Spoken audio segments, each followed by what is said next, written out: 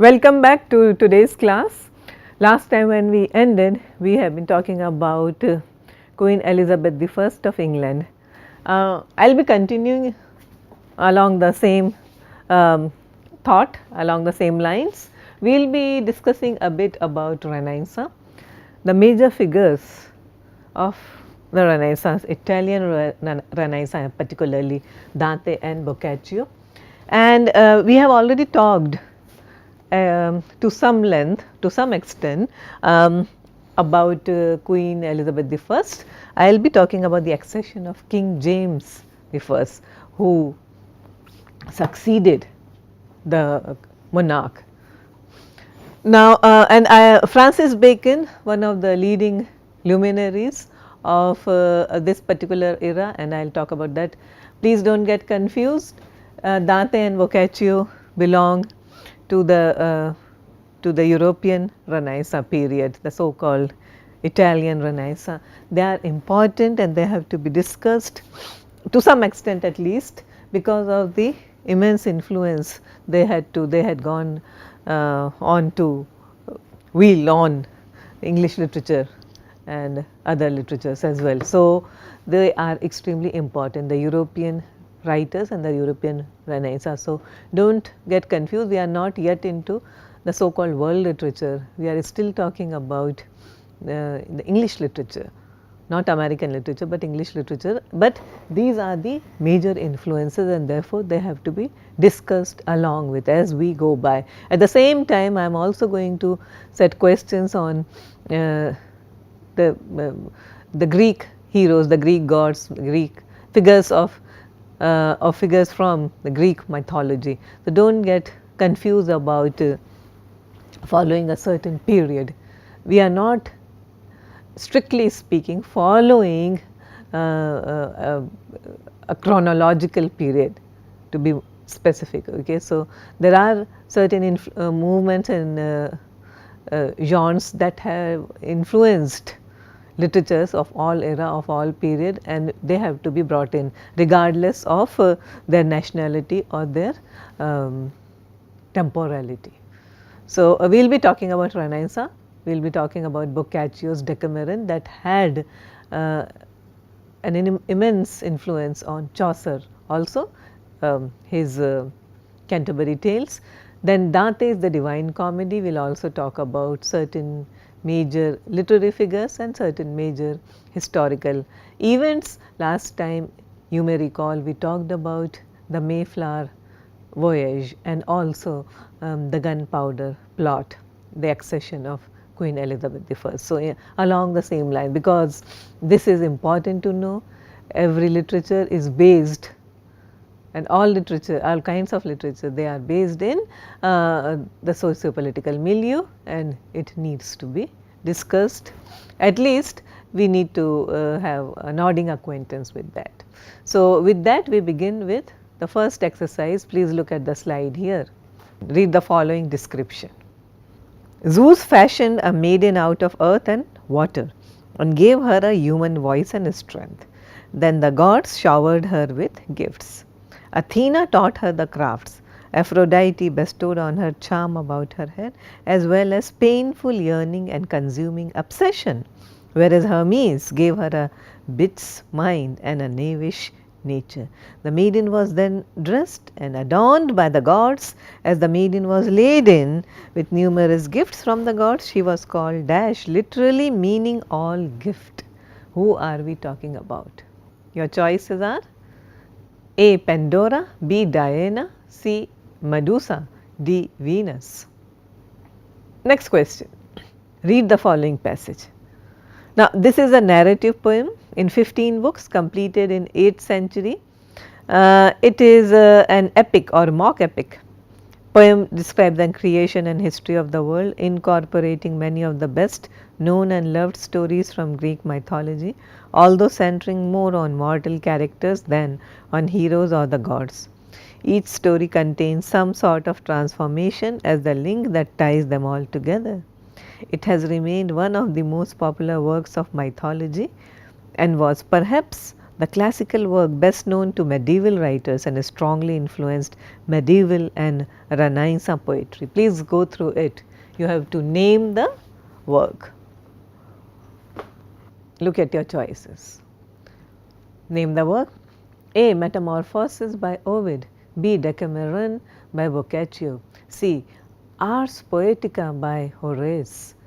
D. Satires by Juvenal. Next question. Read the following extract. This is in Old English, as you can see. Please go through it yourself.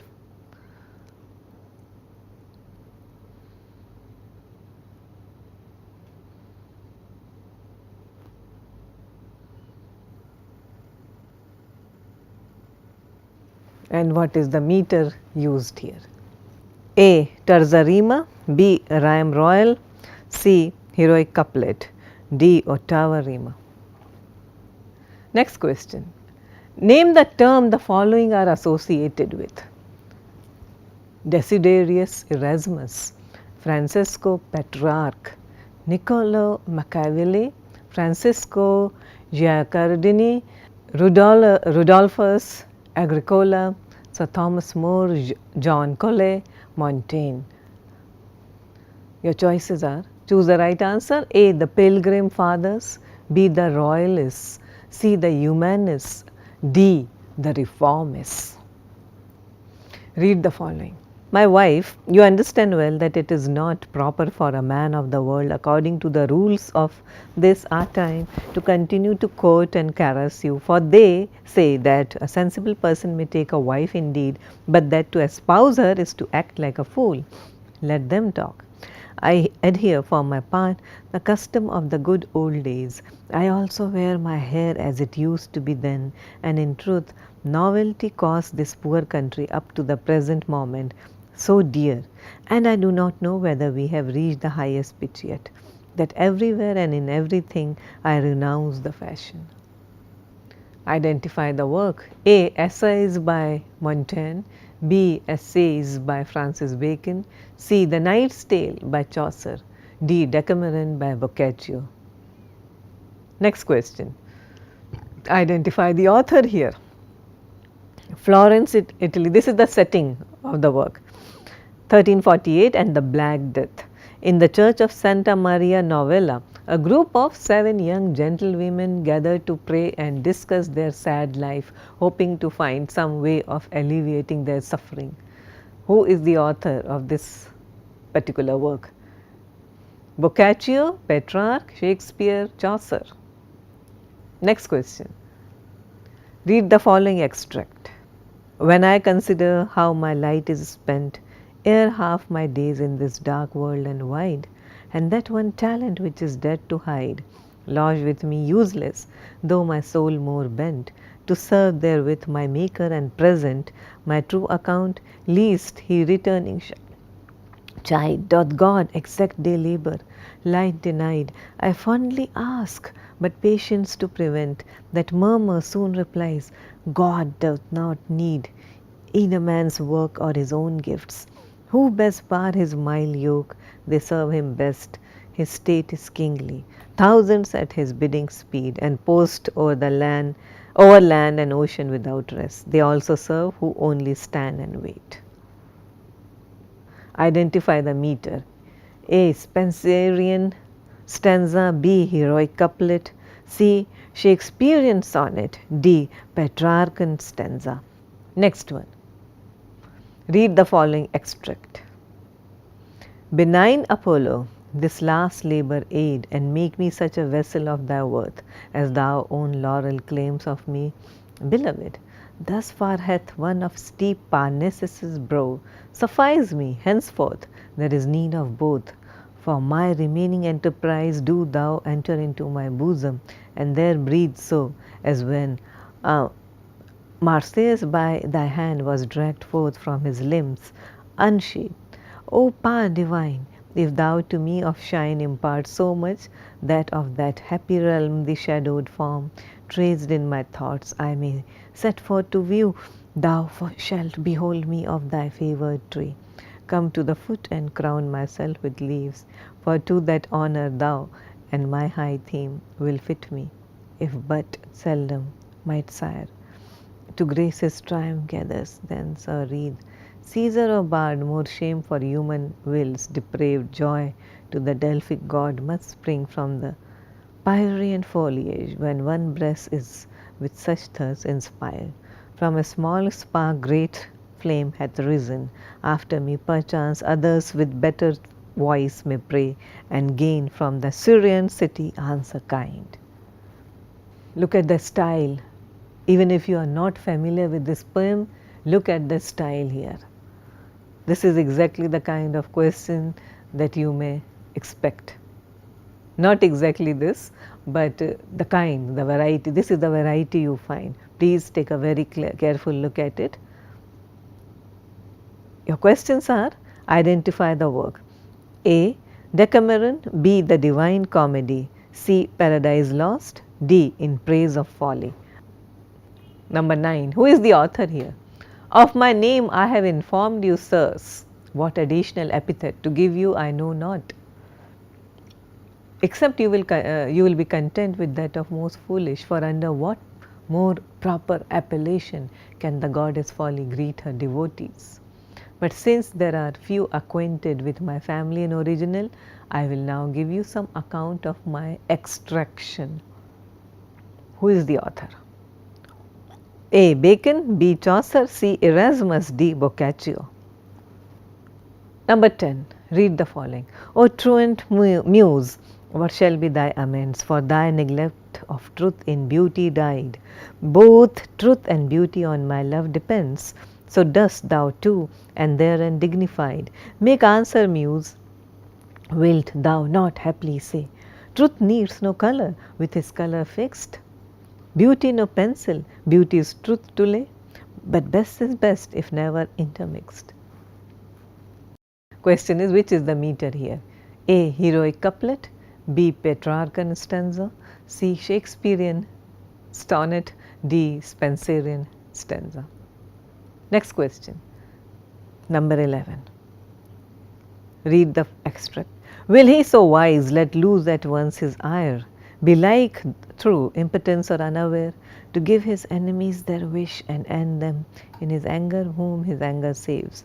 To punish endless, wherefore cease we then, say they who counsel war, we are decreed, reserved and destined to eternal woe. Whatever doing, what can we suffer more? What can we suffer worse? Is this then worst? Thus sitting, thus consulting, thus in arms. What when we fled amain, pursued and struck with heaven's afflicting thunder, and besought the deep to shelter us? This hell then seemed a refuge from those wounds. Or when we lay chained on the burning lake, that sure was worse. What if the breath that kindled those grim fires, awaked, should blow them into sevenfold rage, and plunge us in the flames, or from above should intermittent vengeance arm again his red light hand to plague us? What if all her stores were open, and this firmament of hell should spout her cataracts of fire? Impendent horrors threatening hideous fall one day upon our heads, while we perhaps designing or exhorting glorious war, caught in a fiery tempest shall be hurled. Your choices are: identify the work. A. Paradise Lost. B. The Divine Comedy. C. Troilus and Cressida. D. Odyssey. Next question. Number 12. Identify the storyteller. Now, who is the storyteller of these well-loved, much-loved stories? The ant and the grasshopper, the lion and the mouse, the fox and the crow, and the wolf and the crane. All these are composed by A. Aesop, B. La Fontaine, C. The Brothers Grimm, C. Charles Perrault. Who is the storyteller? Who is the writer here? The ant and the grasshopper, the lion and the mouse, the fox and the crow, the wolf and the crane. Number 13. Read the following passage about an eminent personality. Who is it? In 1584, he wrote his first political memorandum, a letter of advice to Queen Elizabeth. in 1592 to celebrate the anniversary of the Queen's coronation. He wrote an entertaining speech in praise of knowledge. The year 1597 marked Dash's first publication, a collection of essays about politics. Who are we talking about? Identify the person. A. Isaac Newton, B. Ben Jonson, C. John Locke, D. Francis Bacon. Next question. Choose the correct response. The first recorded burning of books is A. 1497, B. 1554, C. 1579, D. 1660. We are all aware of this act, barbaric act of burning books, banning books and burning books. Yeah. So, this is nothing new. This has been in practice, but the first recorded burning of books, such kind of an event took place in one of these years. Which one? Next question. 15. Choose the correct answer. Arcadia, an idealized pastoral world, that is the meaning of Arcadia, was first described by A. Homer, B. Spencer, C. Philip Sidney, D. Virgil. Alright, so we will discuss your answers now. A. The woman with all gifts is Pandora. When Pandora opens her box, all hell is let loose. The second passage, answer A, Metamorphosis by Ovid. Metamorphosis by Ovid. And C is, the answer is, sorry, for third one, answer is B, Rhyme Royal. A stanza of 7 10-syllable lines. The rhyme is A, B, B, C, C, and so on, popularized by Geoffrey Chaucer. It's called Rhyme Royal because James I, King James I of Scotland, he was a Scottish king, invited by Queen Elizabeth to take over the reins of England. So, he became James I. So, Geoffrey Chaucer was the one who introduced this rhyming scheme, meter, and James I employed it in his own verse. So, therefore, it is called Rhyme Royal. The group of writers, thinkers, philosophers, answer is 4C, the humanists. They were the humanists. Remember, when we talk about Renaissance, we also talk about humanist tendencies, humanism, interest in everything that pertains to humans and humanity. So, humanism is the term generally applied to the dominant social philosophy and intellectual and literary currents of the era between 1400 to 1650. Okay. Those are the years at the peak of Renaissance. Reformation also happened during this period. Lots of questioning the established system. So, that was, and those people who did this, they were the humanists. Some of the features of humanism are the return to favor of the pagan classics, stimulating the philosophy of secularism, appreciation of worldly pleasures, and above all, assertion of something which is deeply personal. So, personal independence and individual expression. All these are traits of the humanists. Humanism is the term. They had a zeal for the classics. There was an interest in growing secular view of life. All this was caused because of expansion of trade, growth of prosperity, widening social contacts. So, all these things generated an interest in earthly pleasures in spite of adherence to ascetic Christian doctrine. Number 5, answer is Essays by Montaigne, A. The number 6 is A, Decameron by Boccaccio. Group of women who are very sad, they discuss their lives and they decide to go to travel a cross country trip. So, this is something that Geoffrey Chaucer was inspired by in his The Canterbury Tales. So, the influence of Decameron on Chaucer's work. You need to know Boccaccio, Giovanni Boccaccio, Italian storyteller, poet who lived between 1313 and 1375, one of the leading figures of the Italian Renaissance. He is distinguished in the world of literature because of the Decameron. Remember, he was also the first biographer of Dante and a great friend of Petrarch. So, there is a triumvirate of the 14th century Italian geniuses, Petrarch, Dante and Boccaccio. Giovanni, when he was young, he was brought up near Florence and he preferred classical studies, but he was trained for commerce by his father. Ironically, he also stated that if only my father had been indulgent to my wishes, I might have been one of the world's famous poets, but that had to happen, that was perhaps predestined for him. Later, he was sent to Naples to engage in business. He also worked for the Bardi Bank there and later studied law. He wrote a story, the Filocolo, which translated means the labor of love. It is a medieval romance retelling the love story of someone called Florio and Bianca Fier.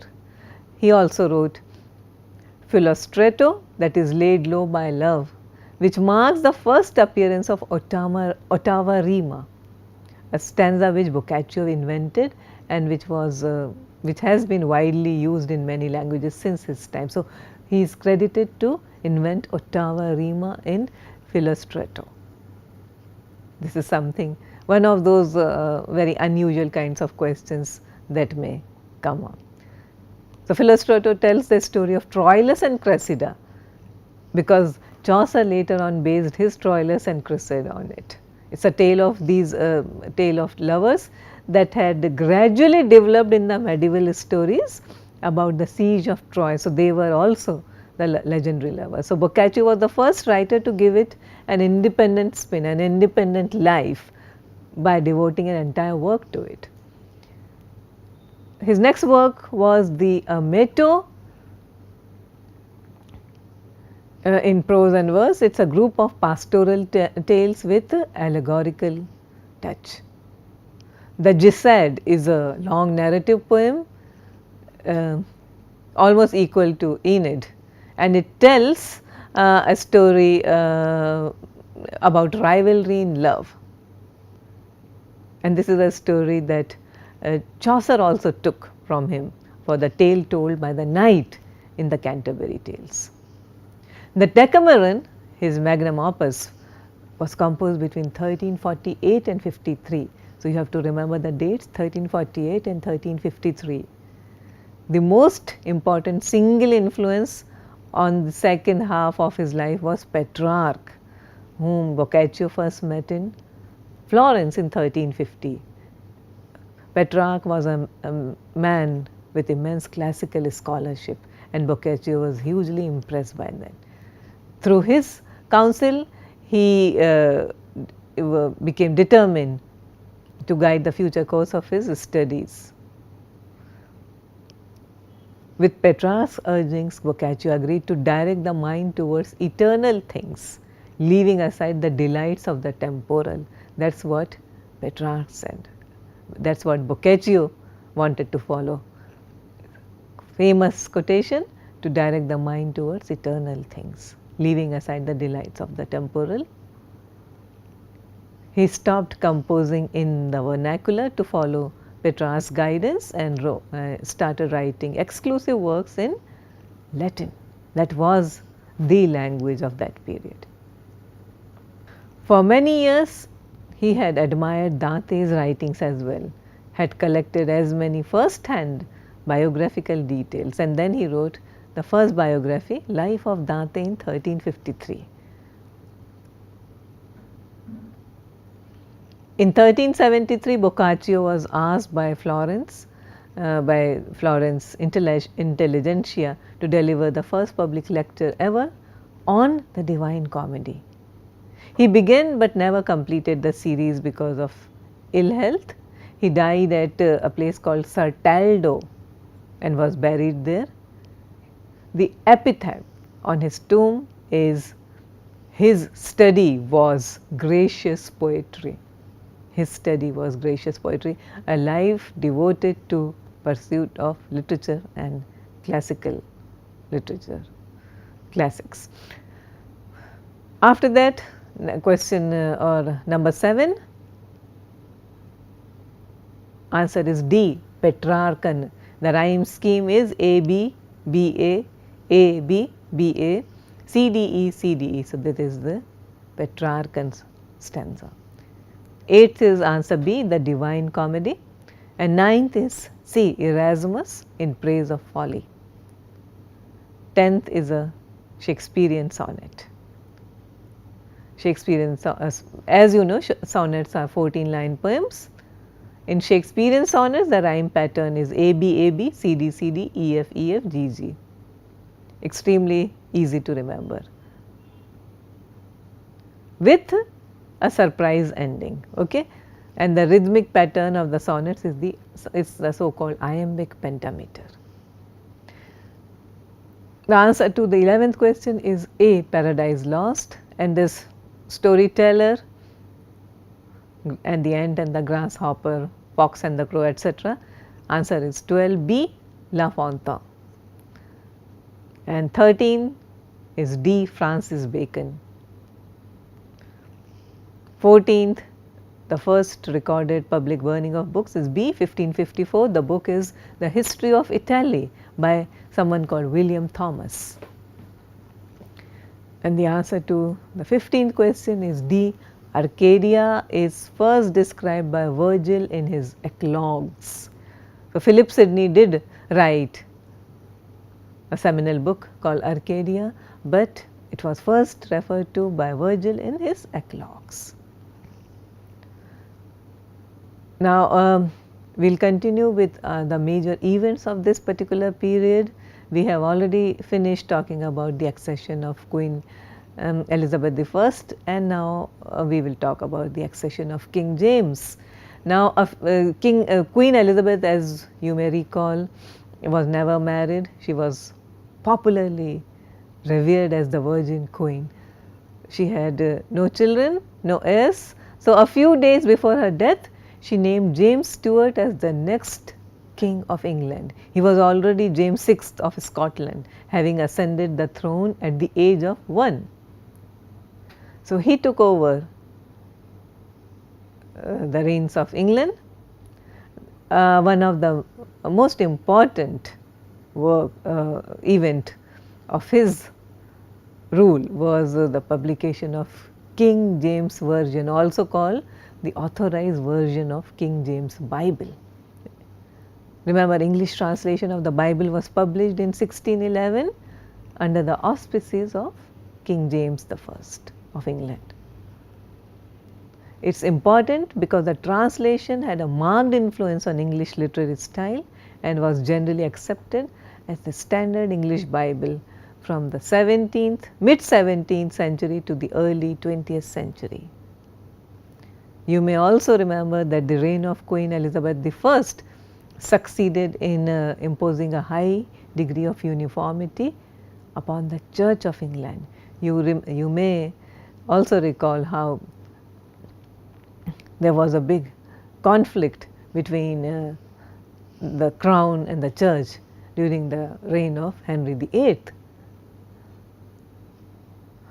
Persecution of the Protestants, and we also remember Martin Luther and his doctrines and his efforts to and his attempts to bring about a kind of reformation in the church. So, Queen Elizabeth's reign during that period, more or less she succeeded in imposing a kind of uniformity upon the Church of England. Protestantism was reinstated as the official religion of England. This was important because Mary the First, who preceded Queen Elizabeth I. Mary ruled only for 5 years, 1553 to 58. She had attempted to restore Roman Catholicism in the country. Coming back to King James I in 1604, soon after James's coronation as the King of England, a conference of churchmen requested that the English Bible be revised because existing translations were corrupt. So, this is one of the major events of the king's rule. And remember the gunpowder plot and how it connects to all this. So, that had a lot of the reason for the plot to assassin the king was more or less of religious nature. When we talk about people like Dante, Boccaccio, and also people like Francis Bacon, the Queen Elizabeth I, we are talking about the Renaissance. I have been talking about Renaissance very frequently during the course of my several lectures. I would like to reiterate how important this so-called period is. This period that started in the later parts of the 14th century and went on till the mid 17th century is a period, so that we can an easy translation is the rebirth. Renaissance is called the rebirth. So, what was the rebirth all about? It was the discovery and exploration of new continents. So, rebirth of knowledge, substitution of the Copernican for the Ptolemaic system of astronomy. You should know what is Copernican, what is Ptolemaic system of astronomy. It was the period also witnessed the decline of the feudal system, the growth of commerce, invention of application of such innovations such as paper, printing, the mariner's compass and the gunpowder. For those interested in literature and classical learning, it was a time of the revival of classical learning and wisdom after a long period of cultural decline and stagnation during the medieval period, the Dark Ages. At all events, the Renaissance was heralded through the recovery by Italian scholars of Greek and Roman classical literature. So, an interest in the classics.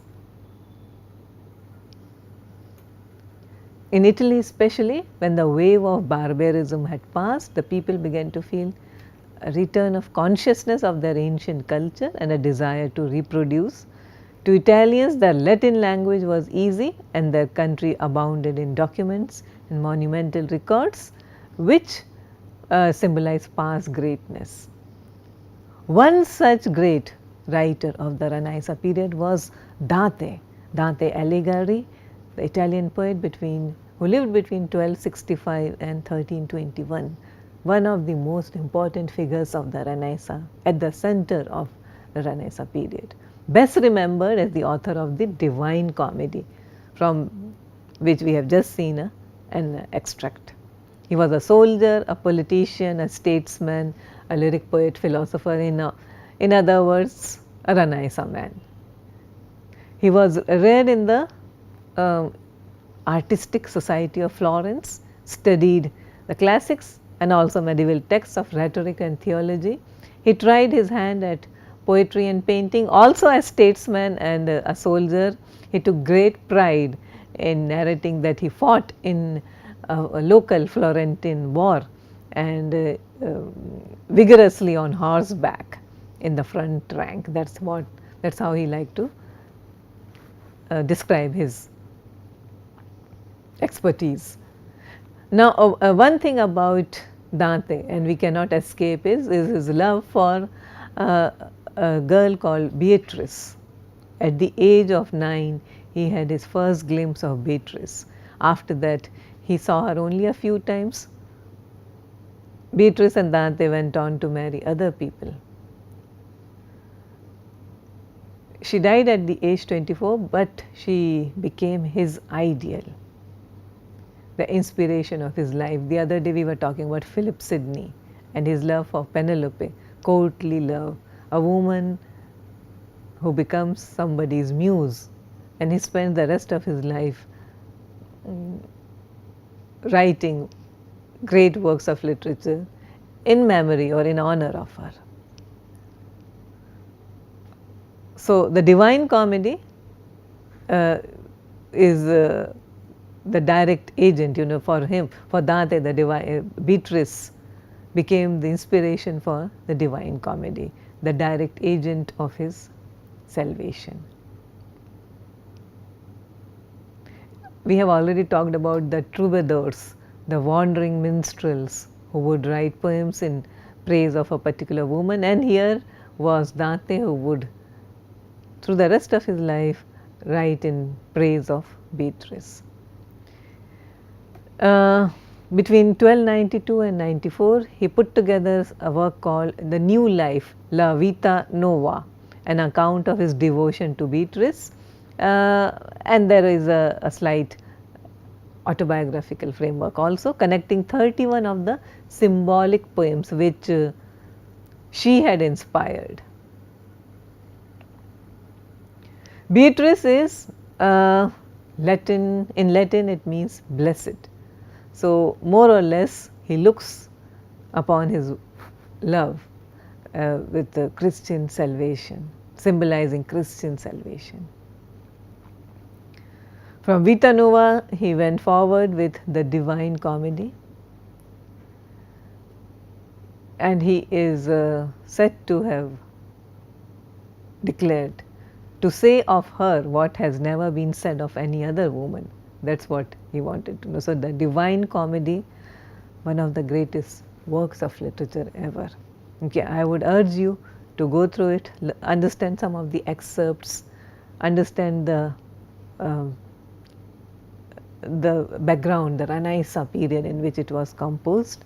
It is a very important document, it is a very important text for those who are appearing for this kind of an exam.